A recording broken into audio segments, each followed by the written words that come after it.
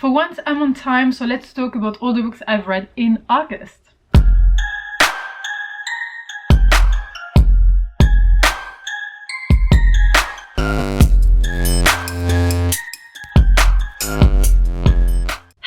What's up? I hope you're good and I hope you're ready to talk about all the books I have read in August. There is one that I have not finished, but I will be finished by Saturday because live show. But overall, I think I did okay in August. I did not do as good as I wanted because I wanted to read one more book for Cat Lady Readathon. I wanted to read like at least 2 or 3 more for Paulathon, and I wanted to read one more for Magical Readathon, but it did not happen, and that's absolutely fine.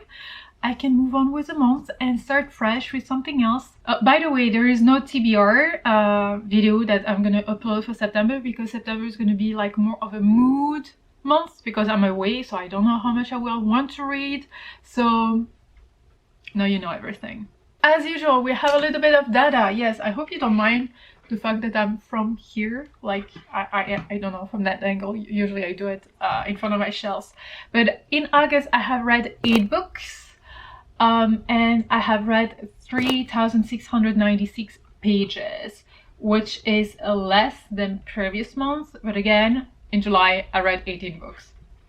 I did not DNF any book, and I barely listened to audiobooks. I think like I only listened to the Cat Chronicles, the Cat Chronicles, the Traveling Cat Chronicles. I only listened to that audiobook, I feel, nothing else.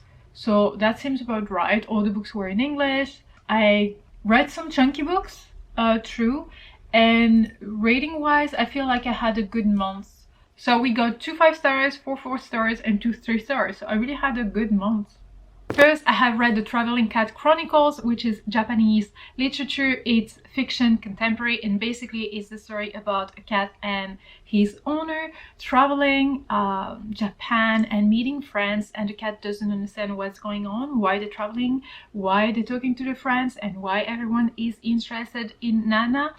And it's wholesome, it's sad. I did go into that book not knowing that it was actually going to break my heart, but it's beautiful, it's really beautiful, and the audiobook is amazing. So yeah, my first 5-star was this one's The North Child. If you've been following me for quite some time, you know I bought it like in 2018 or whatever, and I never picked it up, even though it was on my TBR 1 billion times. But I was always like intimidated by it, not because of its size or whatever. For me the grade is like 500 pages, so it's still a lot, but because I was expecting to love it and I had high expectations, so I was really scared starting it.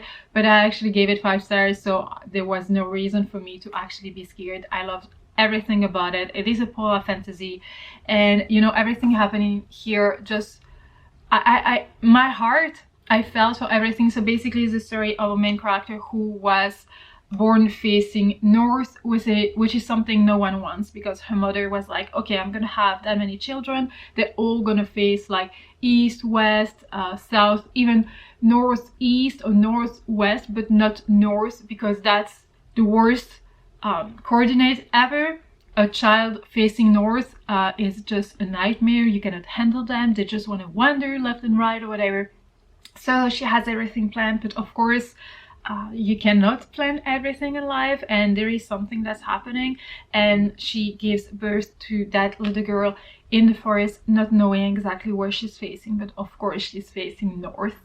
And that's pretty much the beginning of everything. I really loved our main character. I loved everything that was happening in it, even the sad bits, etc. It was wholesome. And then it is a retelling of East to the Moon, East to the Sun, West to the Moon, which is a Norwegian story tale, and loved it. Would definitely recommend it. And you're gonna read it so fast, like don't be scared by its size like I did, like I was. Then we have this middle grade that's like older middle grade, younger YA, and I give it 4 stars. I loved it. Apparently it is a world that was full of magic, but magic got eaten by a wolf or some kind of wolf or creature, because that's a tale everyone knows, and there is no magic, nothing. We have a main character who is with his fox, animal companion, which I really love, who discovers that not everything is what everyone is saying it is. You know what I mean? So he's gonna understand something, he's gonna hear something, he's gonna see things, and he's gonna ask the right questions, and he's gonna go on that little adventure to actually find what is not there anymore. And it's a lot of, also I feel like, poetic little moments with stars in a jar, with wishes and things like that. So it was like brilliant and magical and everything. And I love that it had wolves, of course, but the main character had a fox animal companion, so it was just magical. Then we have Authority. So this is a sequel to Annihilation. I really enjoyed it. So I gave it 4 stars, not 5 stars, because I enjoyed the writing style. I enjoyed the atmosphere and everything. But I felt like it was a bit less cosmic horror than the first one. It still was, especially that ending. It still was, but less than I was expected or less than I wanted.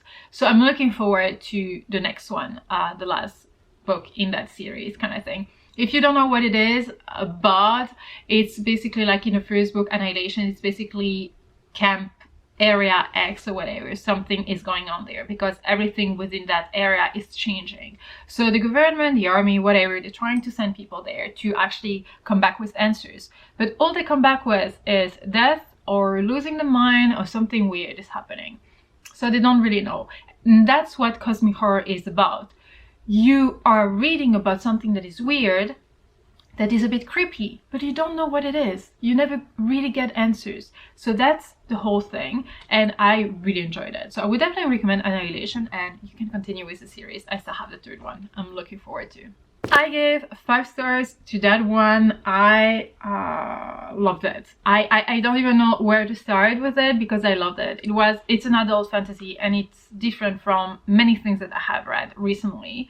And it's not that it is unique or whatever, but the way it is done and all the details and the world building and the magic and everything is quite different. And I really enjoyed that. And also there is like a disabled representation in it that I found really well done from our main character. This is a reminder that you need to read the prologue of a book. There is a prologue in this book. If you don't read it, you will not understand the beginning of the book. Honestly, you have to read it to kind of understand the vibe and the atmosphere and where the book is going and who the main character is and what his past is.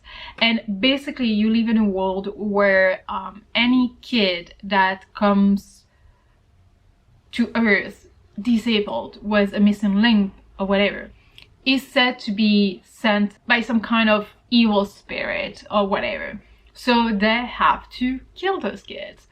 Of course, something's happening.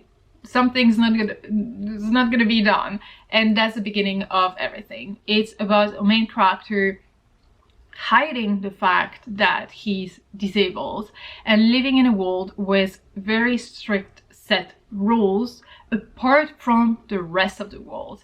And there is a whole thing about magic and learning, and that's what I loved as well, is that there is an academy, there is a way to learn things, to control things, the artifacts and everything.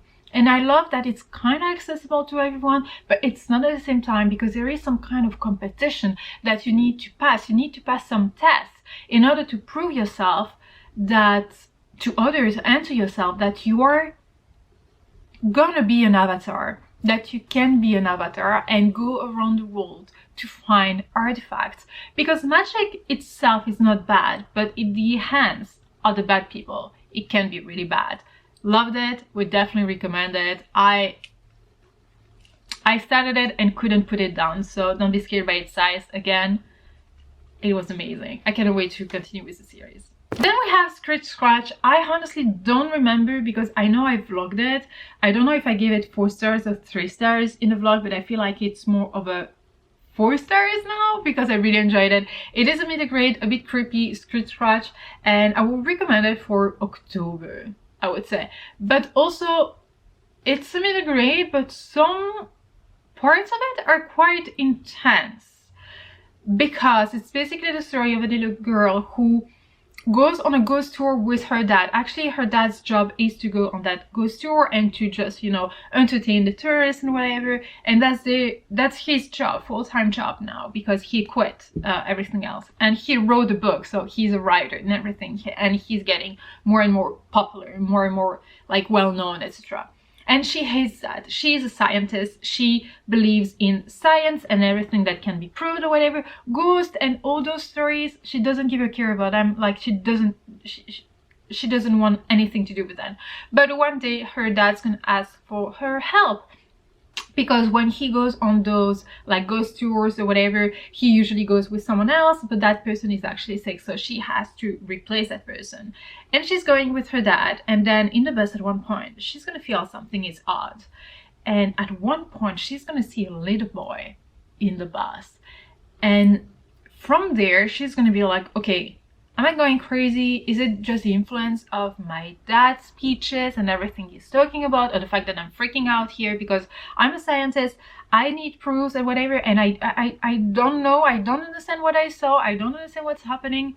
And that little boy leaves her a little paper with something on it.